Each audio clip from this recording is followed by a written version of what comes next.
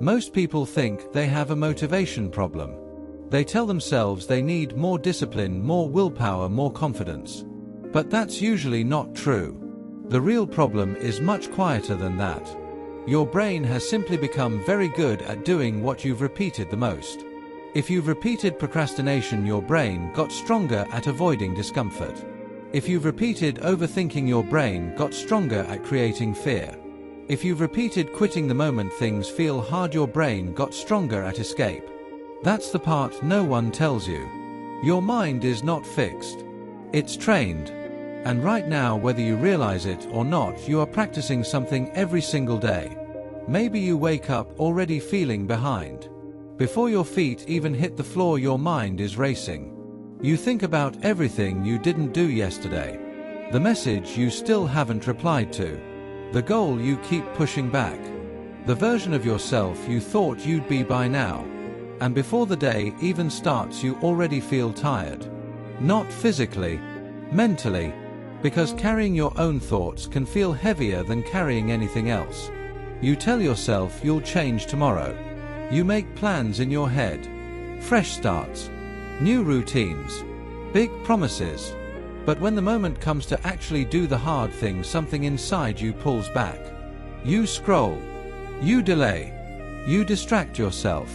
You wait for the right mood. And then later the guilt shows up. That quiet voice that says, "Why are you like this?" That voice hurts more than failure ever could. Because after a while, the real pain is not the task itself. It's the story you start building about yourself. You begin to believe that maybe you're just not built for consistency. Maybe other people have something you don't.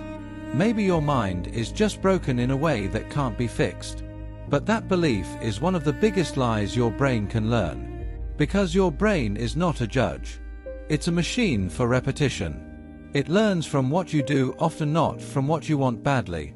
Read that again in your head.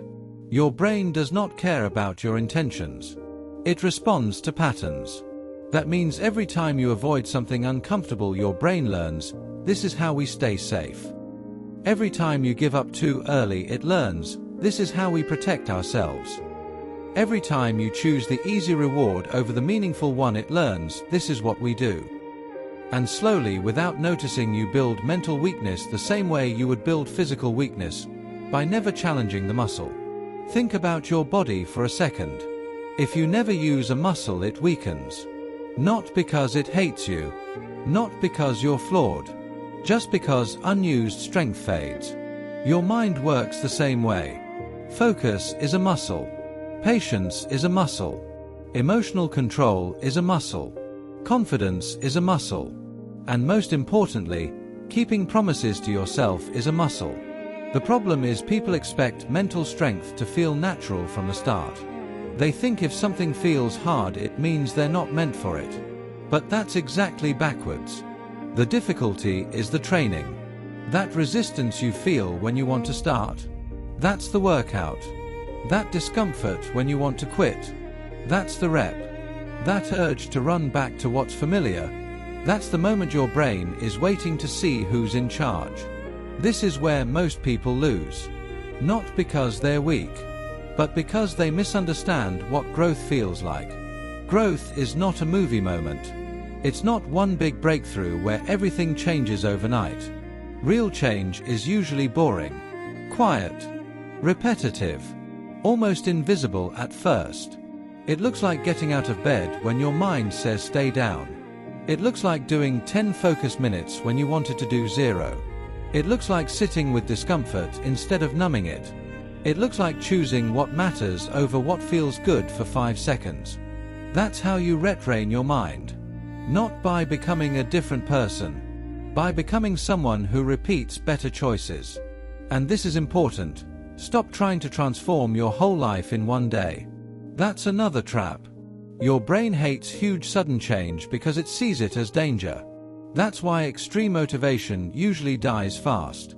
You go all in, burn out, feel ashamed, then stop again. And every cycle makes you trust yourself less. So instead of trying to become unstoppable, become reliable. Start small enough that your brain can't argue. If you want to read more, don't start with 2 hours. Start with 5 pages. If you want to exercise, don't chase the perfect plan. Do 10 minutes.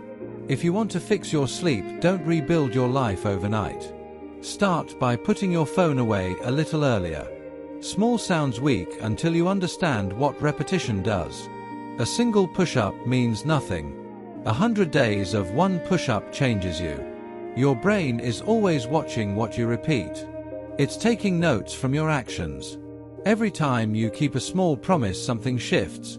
You start proving to yourself, I can trust me. And that matters more than motivation ever will. Because confidence is not built by thinking positively.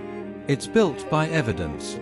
You don't become mentally strong by saying affirmations in the mirror while your habits stay the same.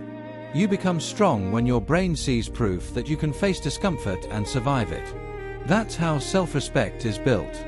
Not through big speeches. Through small kept promises. There will still be bad days. Days where your mind feels loud. Days where your energy disappears. Days where you fall back into old habits. That does not mean you failed. It means you're human. Training a muscle doesn't mean never feeling pain. It means learning that pain is part of the process, not proof to stop. So when you mess up, don't turn one bad moment into a bad identity. That's what destroys people. Missing one day is a mistake. Believing that mistake defines you is the real danger. The strongest people you admire are not people who never struggle. They are people who stopped making every struggle mean something about their worth. They learned how to return. That's the real skill. Coming back. Coming back after fear. Coming back after doubt. Coming back after failure. Coming back even when you feel disappointed in yourself. Because every time you return, you teach your brain something powerful. We don't quit just because it's uncomfortable. That lesson changes everything. One day, if you stay with it, you'll notice something strange. The things that used to feel impossible will start to feel normal. Getting started won't feel like war anymore. Silence won't feel so uncomfortable. Discipline won't feel like punishment. Because your mind will finally stop fighting you the way it used to. Not because life got easier. Because you got stronger. That version of you keep imagining. The calm one. The focused one. The one who finishes what they start. The one who feels in control. That person is not waiting somewhere in the future. They are built in moments like this. In ordinary mornings. In hard choices. In quiet discipline. In the seconds where nobody is watching. You are already training your brain every day. The only question is, what are you training it to become? Because the life you want is not built in one huge moment of inspiration. It's built in the next choice. And the next. And the next. So stop waiting to feel ready. Start teaching your mind who you are. One rep at a time.